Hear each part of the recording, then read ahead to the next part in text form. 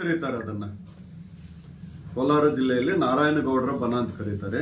ಇವತ್ತು 2-2.5 ವರ್ಷಗಳಿಂದ ನಿರಂತರವಾಗಿ ಭೂಮಿಯ ವಿಚಾರದಲ್ಲಿ ಹೋರಾಟಗಳು ನಡೀತಾ ಇರುವಂತದ್ದು ತಮ್ಮೆಲ್ರಿಗೂ ಕೂಡ ಗೊತ್ತಿರುವಂತದ್ದು. ಈ ವಿಚಾರದಲ್ಲಿ ಪ್ರಥಮ ಬಾರಿ ಅಂದ್ರೆ ಮೊದಲ ಒಂದು ಹೆಜ್ಜೆಯಿಂದ ಹಿಡಿದು ಇಲ್ಲಿಯ ತನಕ ಕರ್ನಾಟಕ ಪ್ರಾಂತ ರೈತ ಸಂಘ ತೀವ್ರವಾಗಿ ಅರಣ್ಯ ಇಲಾಖೆಯ ಅಧಿಕಾರಿಗಳ ವಿರುದ್ಧ ಆ ಕ್ರಮವನ್ನ ನಾವು ಖಂಡಿಸ್ತಾ ಬಂದಿದ್ದೀವಿ. ಇದರಲ್ಲಿ ನಾವು ಬಲಾಢ್ಯರು ಅಥವಾ ಇನ್ನು ಬಡವರು ಅಂತಕ್ಕಂಥ ಸಂಬಂಧ ಅಲ್ಲ. ಸರ್ಕಾರ ರೈತರಿಗೆ ಭೂಮಿ ಕೊಟ್ಟಿರುವಂತದ್ದು. ಹಾಗಾಗಿ ಹೆಚ್ಚುವರಿಯಾಗಿ ಏನಾದರೂ ರೈತರು ಉಳುಮೆ ಮಾಡ್ತಾ ಇದ್ರೆ ಅದನ್ನ ಸರ್ಕಾರ ವಾಪಸ್ ಪಡೆದು ನಿರ್ಗತಿಕರಿಗೆ ಆ ಭೂಮಿಯನ್ನ ಹಂಚಬೇಕು ಅನ್ನೋದು ನಮ್ಮ ಕರ್ನಾಟಕ ಪ್ರಾಂತ ರೈತ ಸಂಘದ ನಿಲುವು. ಆದ್ರೆ ಈ ವಿಚಾರದಲ್ಲಿ ನಾರಾಯಣಗೌಡರ ಬನ ರೈತರ ಪರವಾಗಿಲ್ಲ, ಕೇವಲ ಅರಣ್ಯ ಇಲಾಖೆಯ ಅಧಿಕಾರಿಗಳ ಪರವಾಗಿ ಮತ್ತು ಕಾರ್ಪೊರೇಟ್ ಕಂಪನಿಗಳ ಪರವಾಗಿ ಅವರು ಇಚ್ಛಾಶಕ್ತಿಯನ್ನ ತೋರಿಸ್ತಾ ಇದ್ದಾರೆ. ಅದನ್ನ ನಾವು ತೀವ್ರವಾಗಿ ಖಂಡಿಸ್ತಾ ಇದ್ದೀವಿ.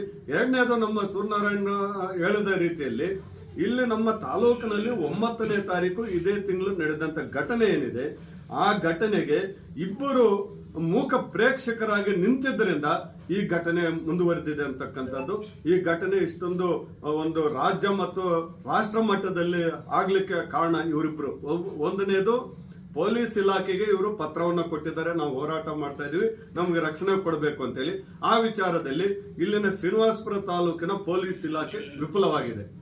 ಎರಡನೇದು, ತಹಸೀಲ್ದಾರ್ಗೂ ಕೂಡ ನಾವು ಮನವಿ ಪತ್ರವನ್ನ ಕೊಟ್ಟಿದ್ದೀವಿ, ನಮಗೆ ಇಲ್ಲಿ ಸ್ಥಳಾವಕಾಶ ಬೇಕು ಅಂತ ಹೇಳಿ ಅವರೇ ಮಾತಾಡ್ತಾ ಇದ್ದಾರೆ. ಯಾರು? ನಾರಾಯಣಗೌಡರ ಬನ. ಹಾಗಾದ್ರೆ ಅವ್ರು ಕೊಟ್ಟಿರ್ಬೇಕಾದ್ರೆ ಅವರಿಗೆ ನೀವು ಸ್ಥಳಾವಕಾಶ ಕೊಡಬೇಕಾ ಬೇಡವಾ ಅಂತಕ್ಕಂಥದ್ದು ತೀರ್ಮಾನ ತಹಸೀಲ್ದಾರ್ಗೆ ಇರ್ತದೆ.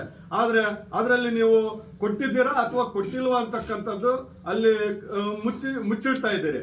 ಆದ್ರೆ ಇಷ್ಟೆಲ್ಲ ಘಟನೆ ಆದ್ಮೇಲೆ ಲಾಸ್ಟಿಗೆ ಬಂದು ನಿಮ್ಗೆ ಪರ್ಮಿಷನ್ ಕೊಟ್ಟಿಲ್ಲ, ನೀವು ಯಾರು ಇಲ್ಲಿ ಕೂತ್ಕೊಂಡು ಹೋರಾಟ ಮಾಡ್ಲಿಕ್ಕೆ, ನೀವು ಎದ್ದು ಹೋಗ್ಬೇಕು ಅಂತ ಹೇಳಿ ಎಚ್ಚರಿಕೆಯನ್ನು ಕೊಡ್ತಾರೆ. ಅದು ಸರಿಯಲ್ಲ.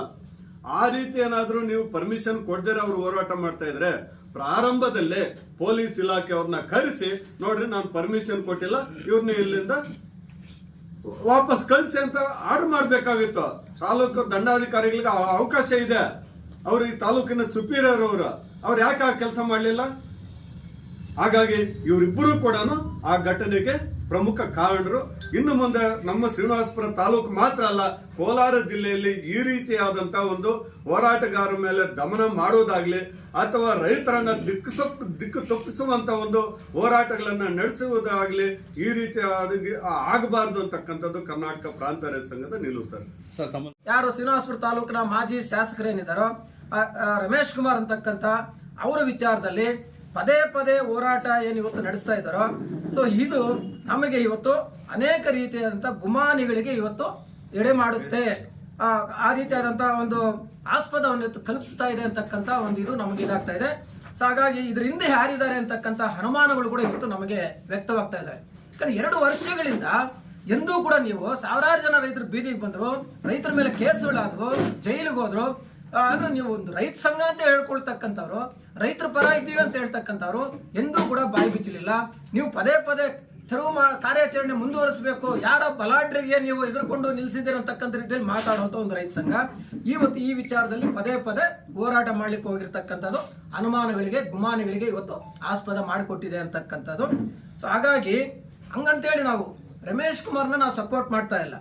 ಸೊ ರಮೇಶ್ ಕುಮಾರ್ ಅಂತ ಅವರು ಯಾರೇ ಒಂದು ಬಲಿಷ್ಠರು ಯಾರೇ ಆಗಿರ್ಲಿ, ಯಾರೇ ಕಾನೂನು ಬಾಹಿರವಾಗಿ ಮಾಡಿದ್ರೆ ಸೊ ಅದನ್ನ ಇವತ್ತು ಏನು ಕೋರ್ಟ್ನ ತೀರ್ಪುಗಳು ಅಥವಾ ಸರ್ಕಾರದ ನೀತಿಗಳೇನಿದಾವೋ ಆ ಕ್ರಮಗಳನ್ನ ಮುಂದುವರಿಸಿ ಅಂತವನ್ನ ತೆರವುಗೊಳಿಸಬೇಕು. ನಮ್ಮದು ಅದರಲ್ಲಿ ವಿರೋಧ ಇಲ್ಲ, ಅದಕ್ಕೆ ನಾವು ಸಪೋರ್ಟ್ ಇದ್ದೀವಿ, ನಮ್ಮ ಪ್ರಾಂತ ರೈತ ಸಂಘ ಸಪೋರ್ಟ್ ಇದ್ದೀವಿ.